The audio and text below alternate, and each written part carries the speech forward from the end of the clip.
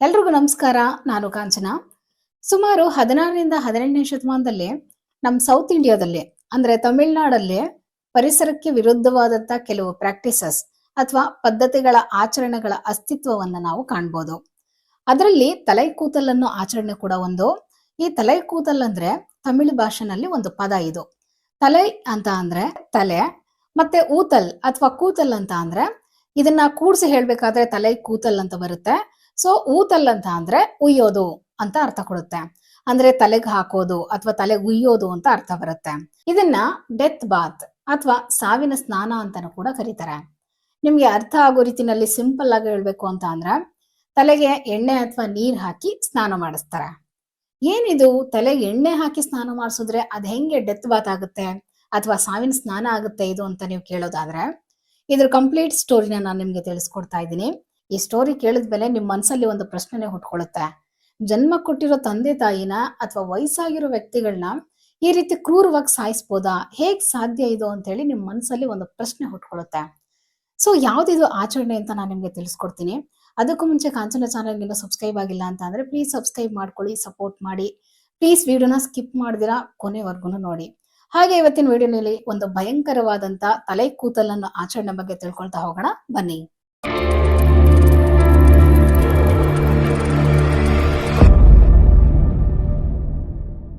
ನಮ್ಮ ದೇಶ ವಿವಿಧತೆಯಲ್ಲಿ ಏಕತೆಯನ್ನ ಹೊಂದಿರುವಂತ ಏಕೈಕ ದೇಶ. ಇಲ್ಲಿ ಎಲ್ಲಾ ಧರ್ಮದ ಜನರಲ್ಲೂ ತಮ್ಮ ತಮ್ಮ ಬೇರೆ ಬೇರೆ ವಿವಿಧ ರೀತಿನಲ್ಲಿ ಆಚರಣೆಗಳನ್ನ ಮತ್ತೆ ಸಂಪ್ರದಾಯಗಳನ್ನ ನಾವು ಕಾಣ್ಬೋದು. ಹಬ್ಬಗಳಾಗಿರ್ಬೋದು, ಇಲ್ಲ ಇನ್ನು ಬೇರೆ ರೀತಿಯ ಆಚರಣೆಗಳಾಗಿರ್ಬೋದು. ಅದರಲ್ಲಿ ಕೆಲವು ಹುಚ್ಚೇರ್ಸೋ ರೀತಿ ಮಾಡ್ತವೆ, ಇನ್ನೂ ಕೆಲವು ಆಶ್ಚರ್ಯಚಕಿತರನ್ನಾಗಿ ಮಾಡ್ತವೆ. ನಾವು ನಮ್ಮ ಜೀವನದಲ್ಲಿ ಯಾವತ್ತಾದ್ರೂ ಒಂದ್ಸಾರಿ ರಾಮಾಯಣದಲ್ಲಿ ಬರುವಂತ ಶ್ರವಣ ಕುಮಾರನ ಬಗ್ಗೆ ಕೇಳಿರ್ತೀವಿ. ಆತ ತನ್ನ ಕುರುಡಾಗಿರುವಂತ ತಂದೆ ತಾಯಿರ್ನ ಯಾವ ರೀತಿ ನೋಡ್ಕೊಳ್ತಿದ್ದ, ಅವ್ರ ಆಸೆಗಳನ್ನ ಯಾವ ರೀತಿ ಈಡೇರಿಸ್ತಿದ್ದ, ಏನೆಲ್ಲ ಮಾಡ್ತಾ ಇದ್ದ ಅಂತೇಳಿ ಕೇಳಿರ್ತೀವಿ ಅಲ್ವಾ. ಇದು ಆವತ್ತಿನ ಕಾಲಘಟ್ಟದಲ್ಲಿ ತಮ್ಮ ಪೇರೆಂಟ್ಸ್ನ ಹೇಗೆಲ್ಲ ನೋಡ್ಕೊಳ್ತಾ ಇದ್ರು ಅನ್ನೋದಕ್ಕೆ ಒಂದು ಬೆಸ್ಟ್ ಎಕ್ಸಾಂಪಲ್ ಅಂತಾನೆ ಹೇಳ್ಬೋದು. ಆದ್ರೆ ಸುಮಾರು ಅಂದಾಜಿನ ಪ್ರಕಾರ 17ರಿಂದ 18ನೇ ಶತಮಾನದಿಂದ ಈಚೆಗೆ ಬಂದ್ರೆ ತಮ್ಮ ವಯಸ್ಸಾಗಿರೋ ತಂದೆ ಅಥವಾ ತಾಯಿರ್ನ ನೋವಿಲ್ದಿರ ಹೇಗೆ ಕೊಲ್ಲಬಹುದು ಅಥವಾ ಸಾಯಿಸ್ಬೋದು ಅಥವಾ ದಯಾಮರಣವನ್ನ ಮಾಡ್ಬೋದು ಅನ್ನೋದಕ್ಕೆ ನಮ್ಮ ಮುಂದೆ ಇರುವಂತ ಒಂದು ಉದಾಹರಣೆ ಅಂತ ಅಂದ್ರೆ ತಮಿಳುನಾಡಿನಲ್ಲಿದ್ದಂತ ಒಂದು ತಲೆ ಕೂದಲನ್ನು ಒಂದು ಆಚರಣೆ ಅಂತಾನೆ ಹೇಳ್ಬೋದು. ಇದನ್ನ ಇನ್ನ ಒಂದು ಹೆಸರಿನಿಂದ ಸೆನಿಸೈಡ್ ಅನ್ನೋ ಹೆಸರಿನಿಂದನೂ ಕೂಡ ಕರೀತಾರೆ. ಅಂದ್ರೆ ವಯಸ್ಸಾದಂತವರಿಗೆ ಅಸಾಂಪ್ರದಾಯಿಕವಾದಂತ ದಯಾಮರಣವನ್ನ ಪಾಲಿಸೋದು. ಈಗ ಒಬ್ಬ ತಂದೆ ತಾಯಿಗೆ ಕೊನೆ ಆಸೆ ಏನಿರುತ್ತೆ ಹೇಳಿ? ತಮ್ಮ ಕೊನೆಯ ಸಮಯದಲ್ಲಿ ಚೆನ್ನಾಗಿ ನೋಡ್ಕೊಂಡ್ರೆ ಸಾಕು ನಮ್ಮನ್ನ ಅಂತ ಇರುತ್ತೆ.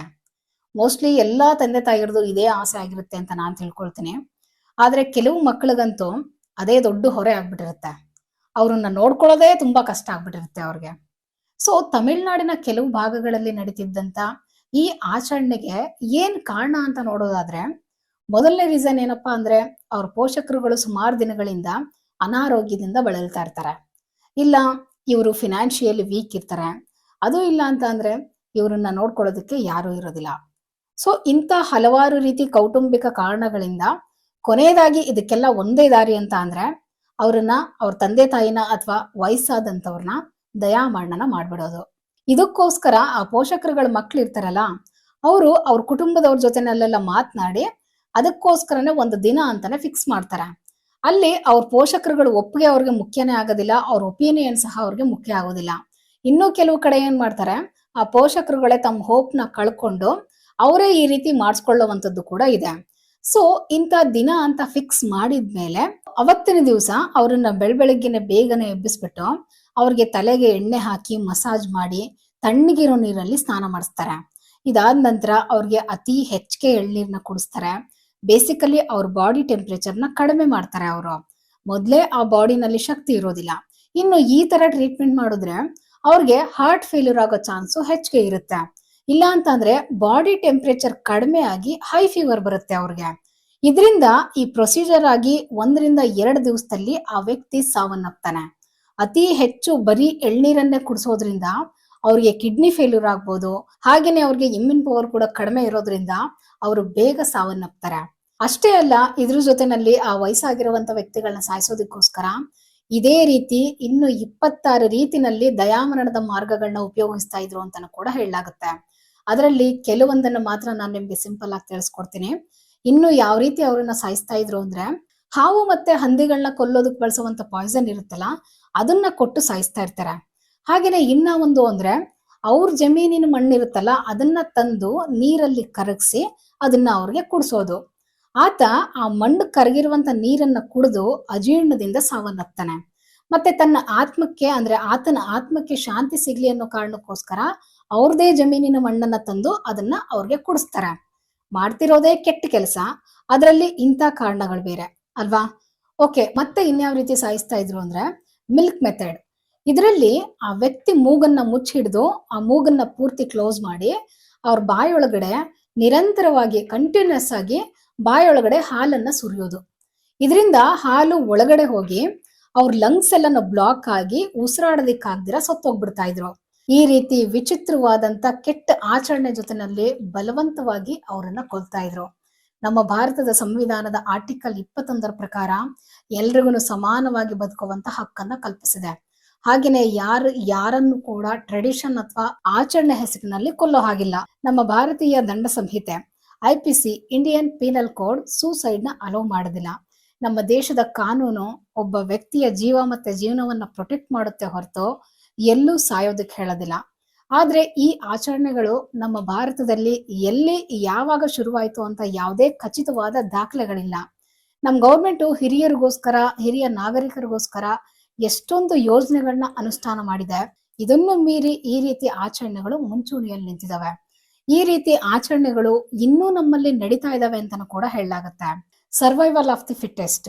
ಯಾರು ಬದುಕೋದಿಕ್ಕೆ ಸಮರ್ಥರಾಗಿರ್ತಾರೋ ಅವರು ಬದುಕುಳಿತಾರೆ. ಉಳಿದವರು ಏಜ್ ಆದವರೆಲ್ಲ ಏನು ಯೂಸ್ ಇಲ್ಲ ಅಂತ ಹೇಳಿ ಅವರನ್ನ ಸಾಯಿಸ್ಬಿಡೋದು. ಇದು ಟೋಟಲಿ ರಾಂಗ್. ಈ ರೀತಿ ಆಚರಣೆಗಳು ಸಮಾಜದಿಂದ ಮೊದಲು ತೊಲಗಬೇಕು. ಇಂಥ ಆಚರಣೆಗಳು ಕುಟುಂಬದ ಮರ್ಯಾದೆಗೋಸ್ಕರ ಹೆದರಿ ಎಲ್ಲ ಅಲ್ಲೇ ಮುಚ್ಚ ಹೋಗ್ಬಿಡ್ತವೆ. ಎಲ್ಲವೂ ರೇರ್ ಕೇಸ್ಗಳು ಮಾತ್ರ ದಾಖಲಾಗ್ತವೆ ಅಷ್ಟೇ. ನಾವು ಈಗ ನಮ್ಮ ಪೇರೆಂಟ್ಸ್ಗೆ ಏನ್ ಕೊಡ್ತಾ ಇದೀವೋ ಅದು ಸುಖ ಆಗ್ಲಿ ಅಥವಾ ದುಃಖನೇ ಆಗ್ಲಿ, ನಾಳೆ ನಮಗೂ ಏಜ್ ಆದಾಗ ನಾವು ಸೇಮ್ ಅದನ್ನೇ ಪಡ್ಕೊಳ್ತೇವೆ. ಕರ್ಮ ಅನ್ನೋದು ಯಾರನ್ನು ಬಿಡೋದಿಲ್ಲ. ತಲೈಕೂತರ್ ಅನ್ನೋದು ಒಂದು ಆಚರಣೆ ಹೆಸರಿನಲ್ಲಿ ನಡೀತಿರುವಂತ ಒಂದು ದೊಡ್ಡ ಕ್ರೈಮ್ ಅದು. ಆದಷ್ಟು ನಿಮ್ಮ ಪೇರೆಂಟ್ಸ್ ಫ್ಯಾಮಿಲಿ ಜೊತೆನಲ್ಲಿ ಟೈಮ್ ಸ್ಪೆಂಡ್ ಮಾಡಿ. ತಂದೆ ತಾಯಿನ ಯಾವತ್ತೂ ಈ ರೀತಿ ಕೆಟ್ಟ ಆಚರಣೆಗೆ ಬಲಿ ಕೊಡೋದಕ್ಕೆ ಹೋಗ್ಬೇಡಿ. ಅವ್ರನ್ನ ಚೆನ್ನಾಗಿ ನೋಡ್ಕೊಳ್ಳಿ. ತಲೈಕೂತರ್ ಬಗ್ಗೆ ಸರ್ಚ್ ಮಾಡಿ ನಾನು ಜಸ್ಟ್ ಅಲ್ಲಿ ಯಾವ ತರ ನಡೆದಿದೆ ಅಂತ ಸಿಂಪಲ್ ಆಗಿ ನಿಮ್ಗೆ ತಿಳಿಸಿದೀನಿ ಅಷ್ಟೇ. ಈ ವಿಡಿಯೋ ನೋಡಿ ನಿಮ್ಗೆ ಏನ್ ಅನ್ನಿಸ್ತು ಅಂತ ಹೇಳಿ ಕಮೆಂಟ್ ನ ತಿಳಿಸಿ. ಹಾಗೆ ವಿಡಿಯೋ ಇಷ್ಟ ಆಗಿದ್ರೆ ಲೈಕ್ ಮಾಡಿ, ಶೇರ್ ಮಾಡಿ, ಸಬ್ಸ್ಕ್ರೈಬ್ ಮಾಡಿ. ಮತ್ತೆ ಮುಂದಿನ ವಿಡಿಯೋನಲ್ಲಿ ಇನ್ನೂ ಒಂದು ಇಂಟ್ರೆಸ್ಟಿಂಗ್ ಆಗಿರೋ ಟಾಪಿಕ್ ಜೊತೆ ಸಿಗ್ತೀನಿ. Thank you all. ಬಾಯ್.